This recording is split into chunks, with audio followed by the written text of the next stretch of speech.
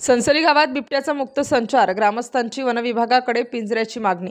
सनसरी गावात गेल्या वर्षभरापासून बिबट्याचा मुक्त संचार सुरू असून त्यामुळे शेतकरी, नागरिक व विद्यार्थ्यांमध्ये भीतीचे वातावरण निर्माण झाले आहे।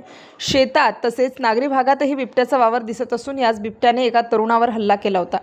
शेवगेदारणा रोडवरील श्याम गोडसे यांच्या पोल्ट्री फार्मवरही बिबट्याने हल्ला चढवला होता। या संदर्भात ग्रामपंचायत मार्फत वारंवार वनविभागास कळवण्यात आले असून लेखी पत्र व्यवहारही करण्यात आला आहे, मात्र अद्याप ठोस कार्यवाही झालेली नसल्याने ग्रामस्थांमध्ये तीव्र संताप व्यक्त होत आहे। शेतामध्ये काम करणारे शेतकरी, कामगार तसेच शाळा कॉलेजला जाणारी लहान मुले यांच्यावर धोका निर्माण झाला असल्याचे ग्रामस्थांनी सांगितले।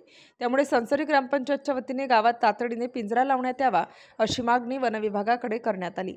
या मागणीस माजी सरपंच विनोद गोडसे, संजय गोडसे, राजेश गोडसे, शेखर गोडसे, संतोष गोडसे, प्रशांत कोकणे, धनश्री म्हैस धुणे, शैला गोडसे, विजय गोडसे, सुनील गोडसे, दिलीप गोडसे व श्याम गोडसे आदींनी पाठिंबा दर्शविला असून बिबट्याला जेरबंद करण्यासाठी तातडीने उपाययोजना करण्याचे आवाहन वनविभागाला करण्यात आले आहे।